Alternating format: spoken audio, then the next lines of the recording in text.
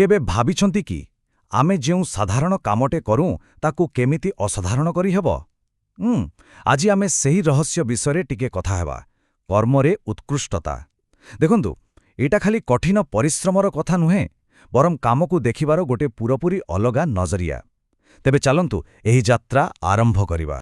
आम काम ही आम परिचय ए कथाटाकू टिके गभीर भावे चिंता करंतु तो यह केते बड़ सत कथा नुहे कि आमे जहाँ भी करू सेटा खाली गोटे टास्क है कि रही जाएनी, सेटा आम परिचयर गोटे अंश ही जाए।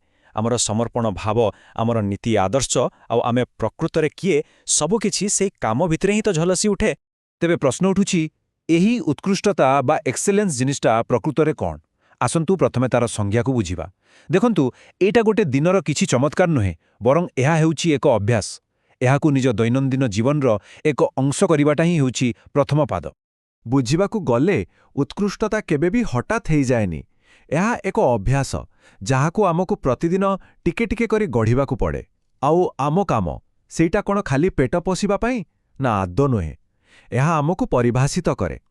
जेतेबेले केही जणे निज कामकू पूरा मन प्राण देई करे ना, सेतेबेले सेही कामटा तार व्यक्तित्व आउ चरित्रर आईना पालटी जाए।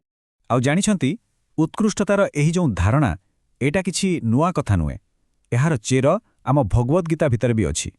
गीतारे गोटा बहुत सुंदर कथा कुहा जाइछि, जोग कर्मसु कौशलम। एहार अर्थ हैला कर्मरे कुशलता ही जोग। आउ एहा एमिति एक रास्ता जहाँ निस्वार्थ भावरे काम करिबा द्वारा आम भितरे लुचि रहिथिबा असीम शक्ति को जाग्रत करिदिए। आउ थरे एही श्लोकटिकू देखंतु, जोगः कर्मसु कौशलम। भाविले आश्चर्य लागे एही मात्र तीनोटी शब्द भितरे कर्मर पूरा दर्शन लुचि रहिछि। एहार अर्थ खाली काम करिबा नुहे बरं कामकू गोटे जोग भली, गोटे साधना भली करिबा। हेले एही कर्मयोग जिनिसटा प्रकृतिरे कौन? आसंतु बुझिबा। एहा हेउछि मनर एक अवस्था जोठी आमर पूरा ध्यान केवल काम उपर थाए, फल कण हेब ता उपरे नुहे। गोटे उदाहरण नेबा। भावन्तु जणे कारीगर गोटे मूर्ति गढ़ुछि, ता मुंडरे एकथा नाही जे एइटा बिक्री हेले केते पैसा मिलिबो कि किए प्रशंसा करिबो।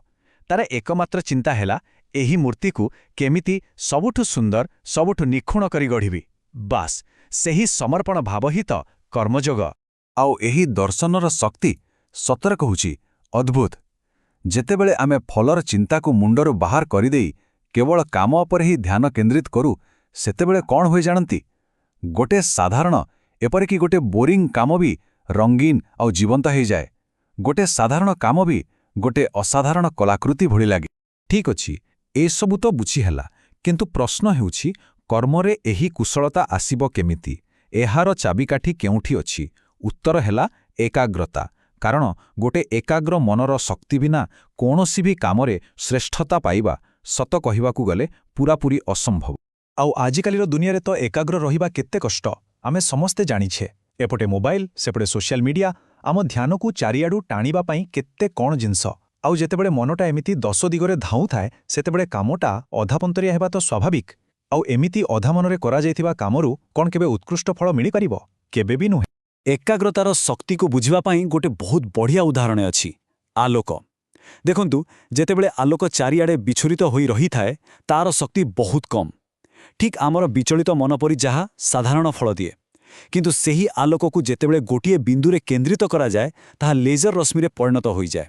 आउ सेही लेजर कठिनरु कठिन जिंस को भी काटी पारे। आम मनर शक्ति भी ठीक सेमिति। एकाग्र हेले यह असाधारण काम करि पारे। आउ जेतेबेले एई एकाग्रता आ समर्पण भाव तार चरम सीमारे पहुंची जाए, सेतेबेले आमे एही दर्शनर सबुठु उच्च स्तर को जाऊ। आउ से स्तररे कौन हुए? सेठी काम ही पूजा पाल्टी जाए। निजर साधारण दैनन्दिन काम भितरे ही दिव्यता को अनुभव करिवार यह एक अद्भुत कला। आमे भाबू जे बड़ पदपदवी पाईगले सफलता मिलीगला, किंतु प्रकृत सफलता केउठे मिले जानती?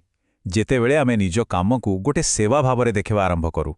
जेतेबेले निजर परिश्रम को ईश्वरंक पई एक पवित्र अर्पण बोली भावी निया जाए, सेतेबेले से कामटा बोझ बोली लागेनी, बरम आनंदर झरणा पलटी जाए। तेबे एही जेउ मानसिक परिवर्तन कथा आमे कहुचे, तार रास्ताटा बहुत सरल, मात्र 3टी पाहाचर। देखंतु, प्रथमे निज कामकू कोनोसी एक बड़ उद्देश्य सहित जोड़िबाकू पड़िबो। जेमिति ही एहा करा जाए, देखिबाकू मिलिबो जे सेही काम भितरकू गोटा अद्भुत दिव्य शक्ति चली आसुछि। ଆଉ ଶେଷରେ ଏହି ରାସ୍ତା ହିଁ ପ୍ରକୃତ ସଫଳତା ଆଉ ଆତ୍ମସନ୍ତୋଷର ସବୁଠୁ ଉଚ୍ଚ ଶିଖରକୁ ନେଇଯାଏ। ତେବେ ଯିବା ପୂର୍ବରୁ ଗୋଟେ ପ୍ରଶ୍ନ ସମସ୍ତଙ୍କ ପାଇଁ ଛାଡ଼ିଯାଉଛି। ଜଣେ ନିଜର ଏହି ସାଧାରଣ ଦୈନନ୍ଦିନ କାମକୁ କେମିତି ଏକ ପୂଜାର ରୂପ ଦେଇପାରିବ, ଏହା ଉପରେ ଟିକେ ଚିନ୍ତା କରିବା ଦରକାର।